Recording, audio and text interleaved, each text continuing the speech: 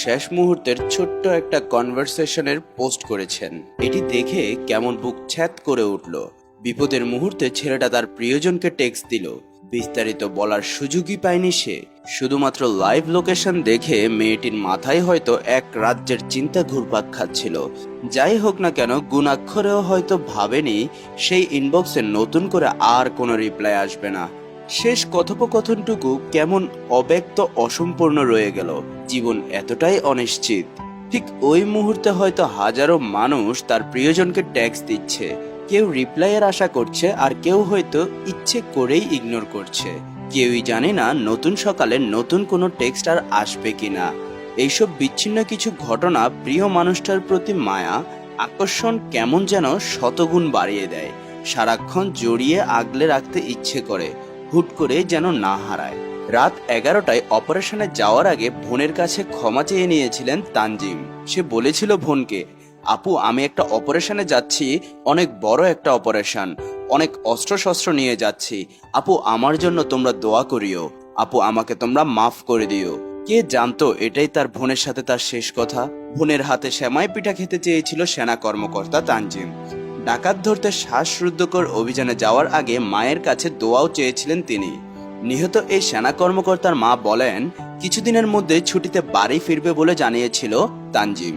কিন্তু ভাগ্যের নির্মম পরিহাসে মায়ের সাথে শেষ কথা বলার কয়েক ঘন্টা পেরোতেই লাশ হয়ে বাড়িতে ফিরলেন বাংলাদেশ সেনাবাহিনীর সাহসী কর্মকর্তা লেফটেন্যান্ট তানজিম সরোয়ার নির্জন।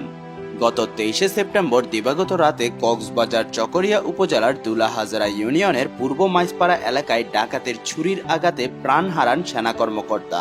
নিহত সেনা কর্মকর্তার মা বলেন, আমার ছেলের কি দিয়ে কি হয়ে গেল, কি করলো, এগুলো বিচারের আওতায় এনে সুষ্ঠু বিচার করতে হবে।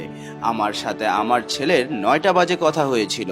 আমি ফোন দিয়েছিলাম ছেলেকে, তার 1 মিনিট পরে সে আবার আমাকে ফোন ব্যাক করে। ফোন দিয়ে বলে, আম্মু তুমি ভাত খেয়েছো, এবং অন্যান্য খবর নেই। মাকে অপারেশনে যাওয়ার কথাও জানিয়েছিল সে মাকে এটাও উল্লেখ করে বলে বাবা যেন তার জন্য দোয়া করে। তারপর থেকে আর কোনো ফোন নেই। বিলাপ করতে করতে মা বলছিলেন, আমার বাবা দেশের জন্য 10-এর জন্য করেছে, ওর জন্য কেউ কিছু করেনি। আমার সহজ সরল বাবা, আত্মত্যাগী বাবা ছিল সে। আমার জীবন ত্যাগী বাবা জীবন দিয়ে গেল দেশের জন্য। বোনের হাতে পিঠা খাওয়া আর হলো না তরুণ সেনা কর্মকর্তা তানজিম সরোয়ার নির্জনের। কক্সবাজারে ডাকাতের হাতে প্রাণ দিয়ে চির নিন্দ্রায় শায়িত হলেন নিজ বাড়ি টাঙ্গাইলে। বাদারস বোয়ালিয়া মাদ্রাসা মাঠে জানাজা শেষে স্থানীয় কবরস্থানে তাকে দাফন করা হয়। তরুণ সেনা কর্মকর্তার এই অকাল মৃত্যুতে এলাকার মানুষের মাঝে নেমে এসেছে শোকের ছায়া। এলাকাবাসী বলেন, পেশাগত দায়িত্ব পালন করতে গিয়েই কিন্তু তার মৃত্যুটি হয়েছে। সে আজ নিজের জীবন দিয়ে দিয়েছে। আমরা মনে করি এইরকম একটি মেধাবী ছাত্র এবং মেধাবী ছেলে বেঁচে থাকলে দেশের জন্য অনেক কিছু দিতে পারত। সেনা কর্মকর্তা তানজিমের বোন বলেন, আমার ভাই আমার কাছ থেকে লাস্টে সেমাই পিঠা খেতে চেয়েছিল। ও ছোট থেকেই কখনো আমাকে এইভাবে বলেনি।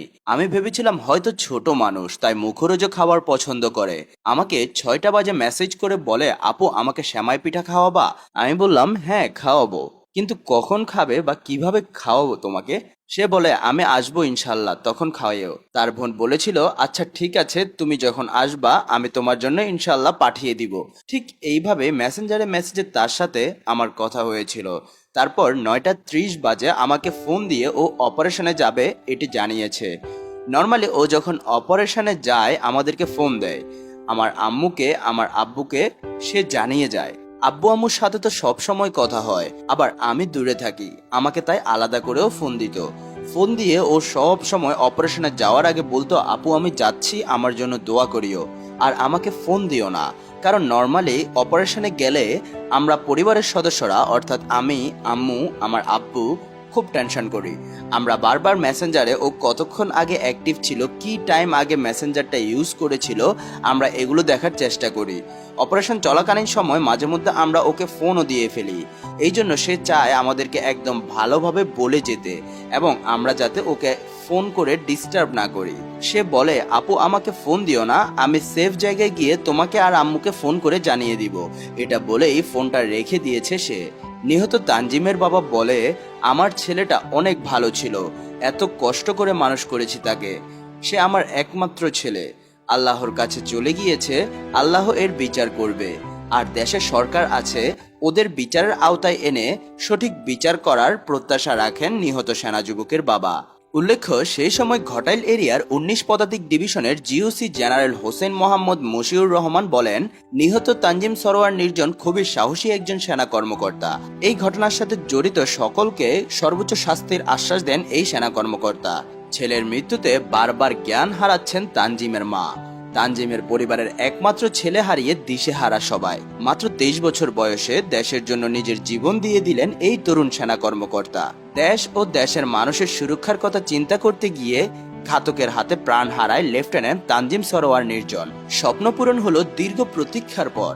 সন্তান একজন বড় আর্মি অফিসার হলেন, বাবা মার স্বপ্ন পূরণ হলো, ছেলে তার আর্মি অফিসার হলো, কিন্তু ঘাতকরা তাদের সব সুখটুকুই কেড়ে নিল।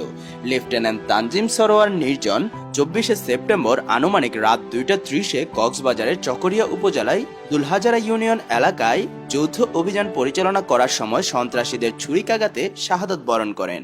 ইন্না লিল্লাহি ওয়া ইন্না ইলাইহি রাজিউন। কতটুকু আত্মত্যাগী হলে আর কতটুকু দেশপ্রেম থাকলে এইভাবে যে কোনো সময় দেশের প্রয়োজনে মৃত্যুকে বরণ করার অসীম সাহসিকতা ভর করে থাকে। দেশ মাতৃকার সেবায় ব্রত লাভ করা এমন হাজারো তানজিম সরোয়ার হয়তো সর্বদা প্রস্তুত নিজেকে অকাতরে বিলিয়ে দিতে।